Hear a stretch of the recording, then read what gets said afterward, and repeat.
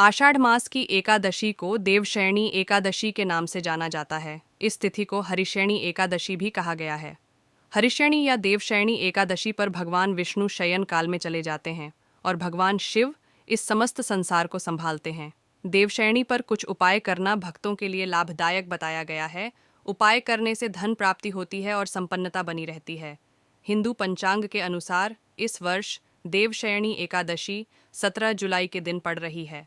कहा जाता है कि यह तिथि भगवान विष्णु और भगवान शिव के भक्तों के लिए बहुत अनुकूल है। इस तिथि को हरिशयनी एकादशी के नाम से भी जाना गया है। देवशयनी एकादशी या हरिशयनी एकादशी हर वर्ष आषाढ़ मास के शुक्ल पक्ष में मनाई जाती है। पौराणिक मान्यताओं के अनुसार इस तिथि से श्री हरिशय काल में चले जाते हैं। इस तिथि से अगले 4 महीनों तक शुभ कार्य नहीं किए जाते हैं। इस वर्ष 17 जुलाई से चातुर्मास प्रारंभ हो जाता है। देवशयनी एकादशी पर कुछ उपाय करना अत्यंत लाभदायक बताया गया है। कहा जाता है कि यह उपाय करने से भक्तों को भगवान विष्णु की कृपा। तो चलिए बात करते हैं कैसे करना है। सबसे पहले श्री हरि का अभिषेक। भगवान विष्णु की कृपा प्राप्ति से भक्तों का जीवन खुशहाल हो जाता है तथा उन्हें हर कार्य में सफलता मिलती है। देवशयनी एकादशी पर एक साफ शंख ले लें, फिर उसमें जल भरकर दक्षिणावर्ती दिशा में श्रीहरि का अभिषेक करें। ऐसा करना भक्तों के लिए लाभदायक बताया गया है। इस उपाय से जीवन में मिलेगी सफलता। किसी भी कार्य में सफलता पाने के लिए भगवान विष्णु की पूजा के बाद उन्हें खीर का भोग लगाएं। इसके साथ उन्हें पीले फल या पीले मिठाई अर्पित कीजिए।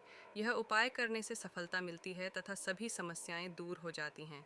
ऐसे होगा धन लाभ। एकादशी तिथि पर भगवान विष्णु के साथ देवी लक्ष्मी की पूजा करना फलदायक माना गया है।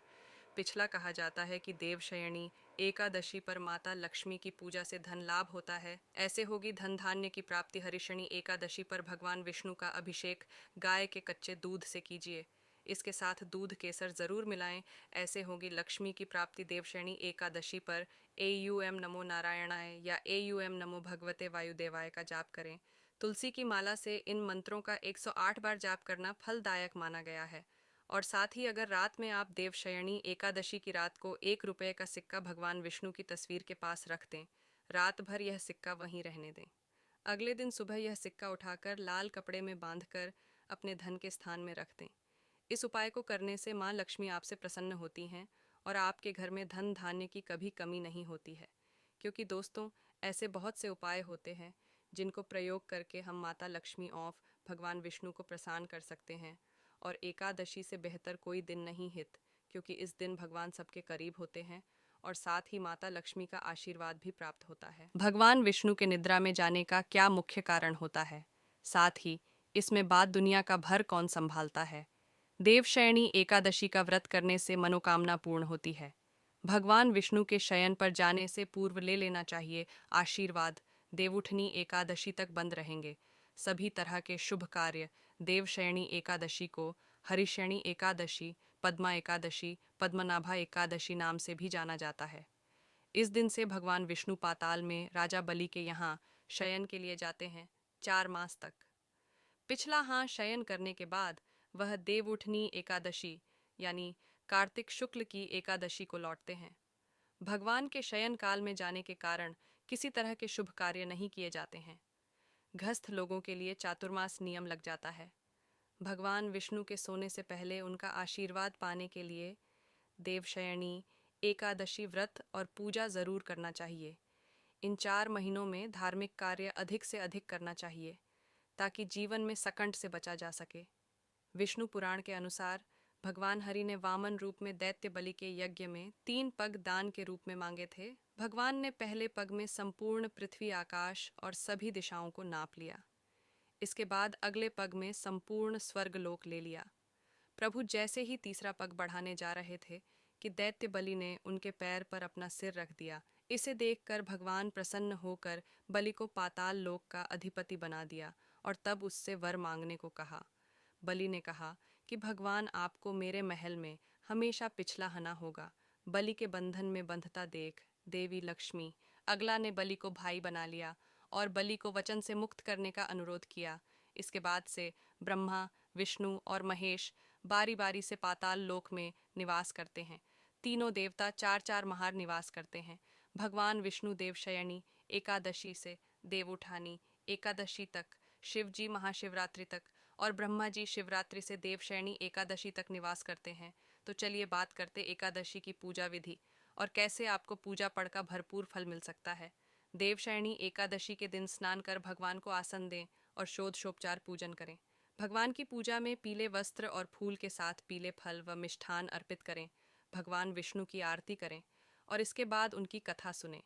इसके बाद भगवान विष्णु के लिए शयन आसन लगा दें। इस आसन पर विष्णु जी को शयन कराएं और 4 माह तक उन्हें वहीं सोने दें। अब आगे हम बात करने वाले हैं, अगर आप एकादशी का व्रत करते हैं तो आपको क्या क्या फ़ायदे मिलने वाले हैं। क्योंकि अगर आप भी एकादशी का व्रत करते हैं, आपके जीवन में अनेक प्रकार के बदलाव मिलेंगे। देवशयनी एकादशी का व्रत और पूजा करने वाले मनुष्य की समस्त मनोकामनाएं पूरी होती हैं और उसके अनजाने में हुए पाप नष्ट होते हैं। साथ ही जब तक भगवान विष्णु शयन पर होते हैं, उनकी कृपा भक्तों पर बनी रहती है।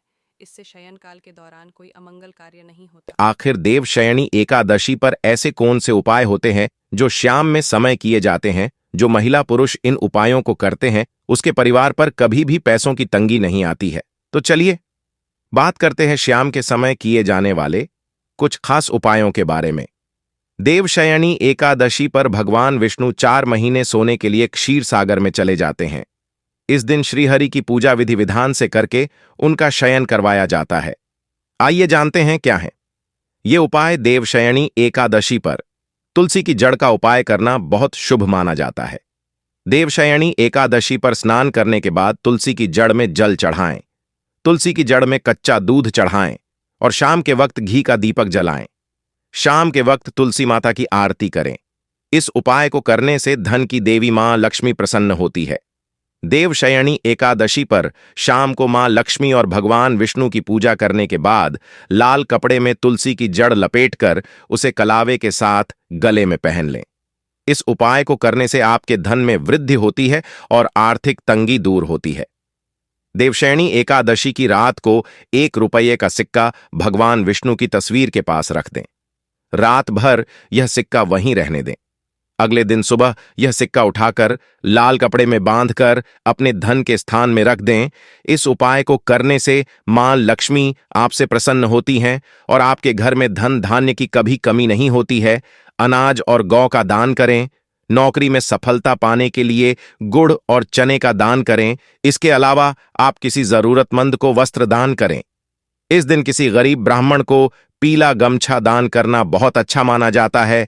देवशयनी एकादशी पर शाम के वक्त तुलसी के पत्तों की माला भगवान विष्णु को अर्पित करें। उसके बाद अगले दिन सुबह यह माला मुख्य द्वार पर टांग दें। ऐसा करने से आपके घर से सभी प्रकार के वास्तु दोष दूर होते हैं।